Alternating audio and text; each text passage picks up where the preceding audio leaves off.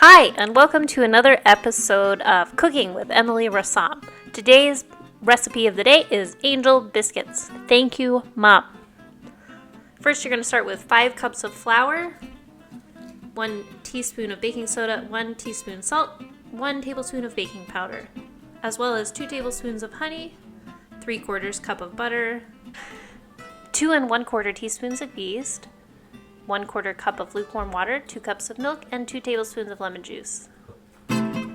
First, we're going to start by adding our yeast to the mixture. We want to start activating that before we mix the rest of the batter. Before we add our water, we will be adding some of our honey to the mixture.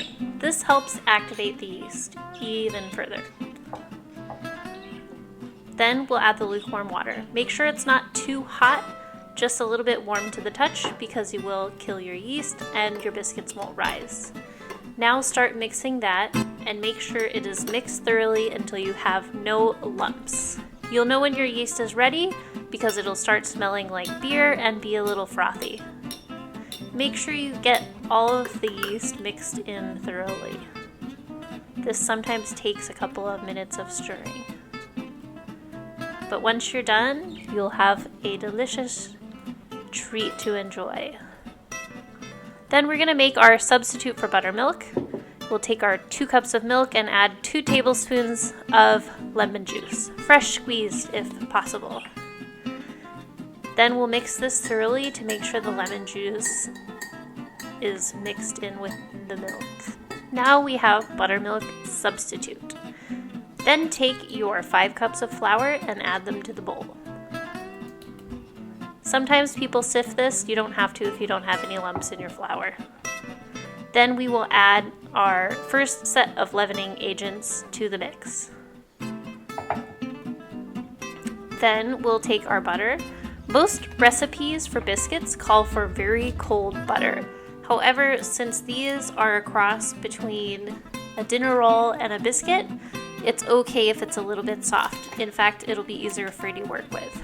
Make sure you chunk up your butter into small pieces so that it's easier to work with when you are mixing. It sure is difficult to mix a whole stick of butter. I like to use my hands, so grab a little pinch of flour and rub it all over your hands. Then start to slowly work the batter. You'll want to kind of squeeze the butter and mix it with the flour. This will take a little while, but you'll have a bunch of small, kind of chunky pieces when you're done. I like to pretend I'm like a house cat kneading their paws and making bread dough. That's what a lot of people call it. Or, just take a few seconds to relax because you will be mixing this for a good solid minute.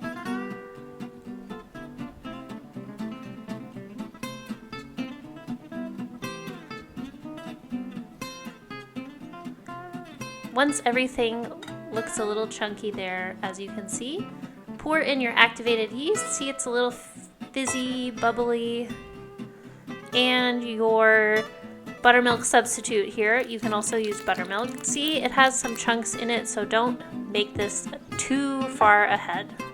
Make it right before you are working on the biscuits. Then you can add a little bit more sugar, the rest of your 2 tablespoons. I used honey today. And begin to mix this dough. I like to start off using a fork to kind of get some of the liquid out. And it'll save you some sticky mess on your hands.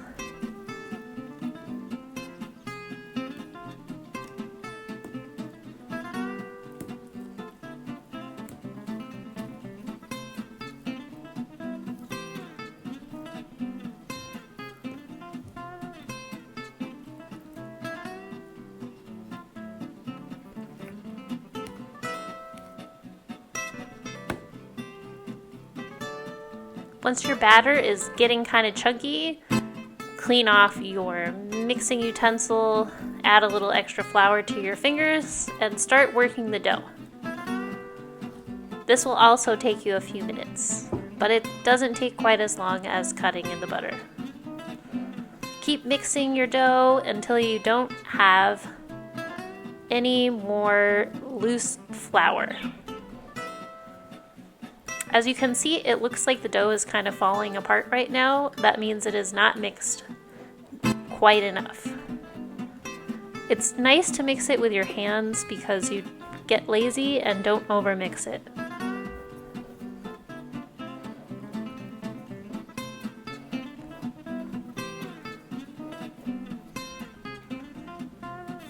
Then, after you have it mixed, I like to wash my hands and start fresh. I like to use these silicone baking sheets when I am working with dough because you don't have to add as much extra flour to the dough and they won't stick on your countertop or surface you're working on. Make sure everything looks thoroughly mixed before you start patting out to cut your biscuits.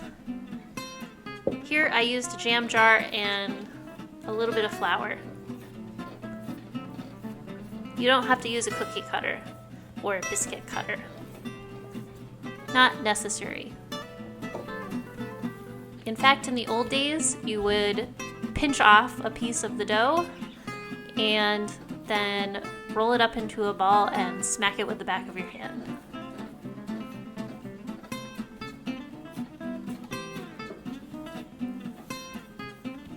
Make sure you get this to about 3/4 of an inch thick, so maybe to your first knuckle on your pointer finger.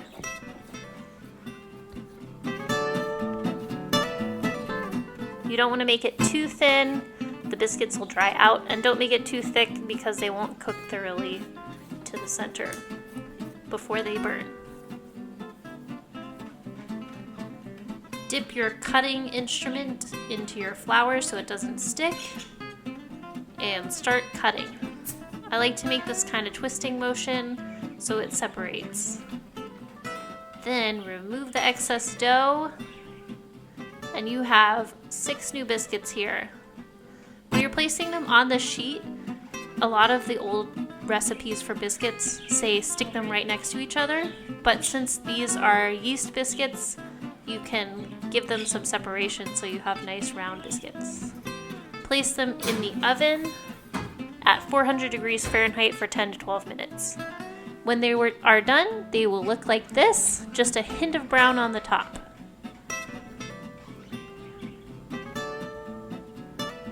As you can see underneath, they're a light golden brown. Don't burn them and don't cook them longer than this. Make sure you check around 8 minutes. Then enjoy with some honey and butter. These are delicious. You will thank yourself for making them and your family will beg you to make them. One nice thing about this is the dough will last up to 5 days in your refrigerator.